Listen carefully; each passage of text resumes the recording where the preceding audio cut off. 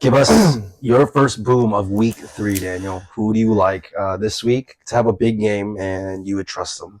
Well, I have Brock Purdy. Second down and goal. Mason the back to the air. Caught. Kittle dives, climbs, touchdown, San Francisco. Brock Purdy, really? Yeah. Wow. Yeah, I have Brock Purdy playing against the Rams. Mm-hmm. Really unfortunate, but Rams are depleted now.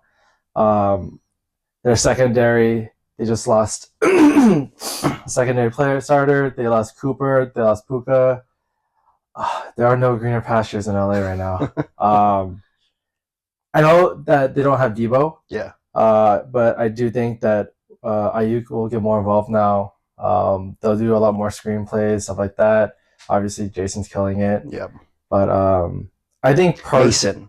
Sorry, Mason. You've been saying Jason. You kept saying Jason. I was like, I mean Mason. Jay Mason. Yeah. Sorry, Mason. But I think that actually helps Purdy. Mm-hmm. I don't think people expect Purdy to do better because Debo is out, but I think he'll do well. Okay. Yeah.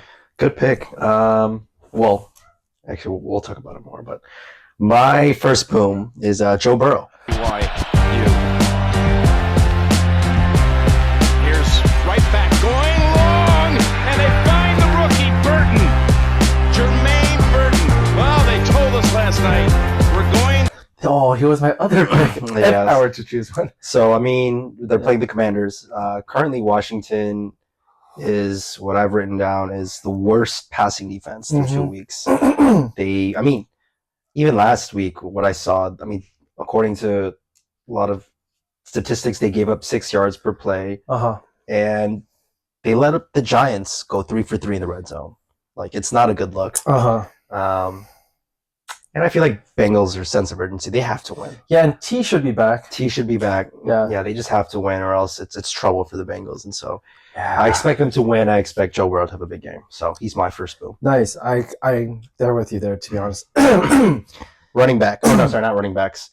On to QB busts. So I have, on the other side of the field, Matthew Stafford. Oh, wow. A little bit out of position, having to collect Cooper Kupp across the field. Up in motion again. Good job to come back to the ball by Colby Parkinson. Honestly, it's pretty obvious, but I think at this point, Matthew Stafford is not just a bust for week 3, but he's droppable in all leagues. To be fair, though, he might already be like in the waiver, right? Yeah, well, for some people. I agree, but just I think like going into the season, he had a lot more belief. I think he was like considered a high-end QB2. Right. What I'm saying bust is like I think he's bust for the rest of the season now. Wow. Even when Puka comes back, it's just not worth the hold. Puka won't be back for at least 2 more games, if that. Kupp won't be back for probably 4 games, maybe. Yeah. And yeah, it's not looking good for the Rams. He's got like nobody really. Yeah. Honestly, it's pretty slim pickings there. Yeah. Okay. Matthew Stafford, stay away, according to Daniel, the rest of the season. My QB bust is on the opposite side, but you're a boom, actually. It's Brock Purdy. Second down and goal. Mason the back to the air.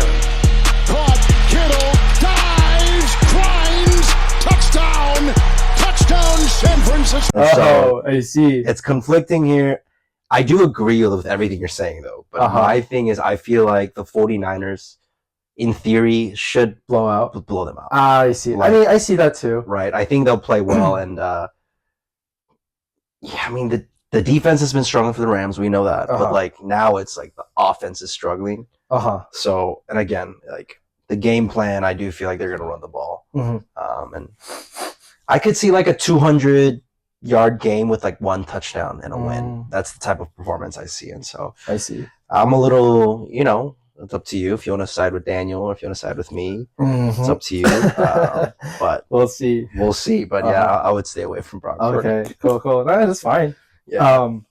Okay, for sleeper, I have who potentially is one of the best quarterbacks in the league right now, but I still think he's a sleeper just because of his percentage on is Derek Carr. Different game. Jamal Williams in the game at that. Hard pressure, lets it fly. Going deep, Shaheed. He's got it! Touchdown, New Orleans! Oh, sorry. Okay, sorry. How you got excited for Herbert?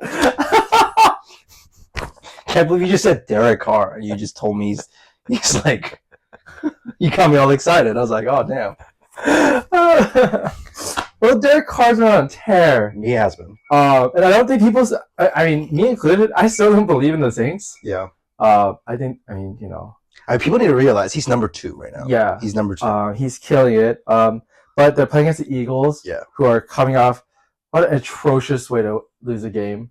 Yeah. They made Kirk Cousins look like prime time Mahomes. Especially that last drive. That last drive was amazing. Yeah. But, great for the Falcons, but that Eagles defense was not good. Yeah.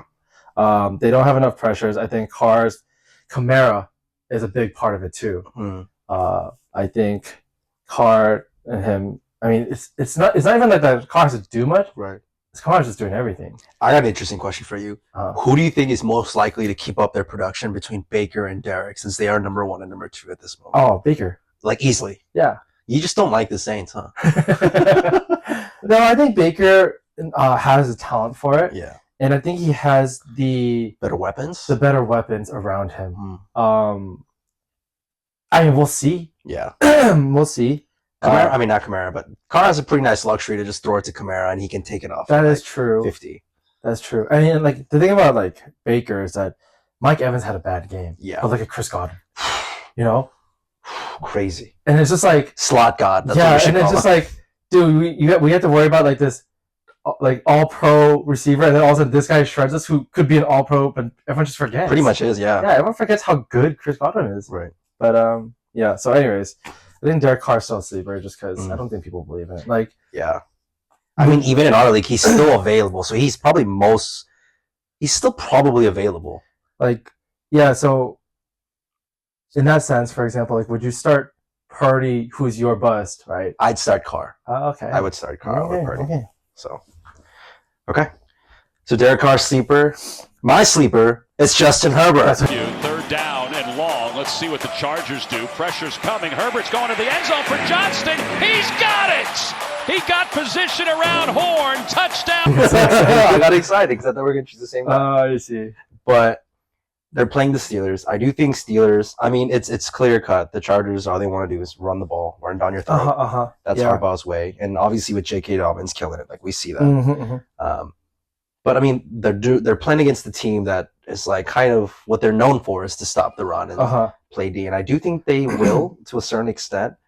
And I do think it's going to cause Justin to have to make more throws. Oh, okay. And so I also think he's probably could be in the waiver wire because he's for sure QB2 right now.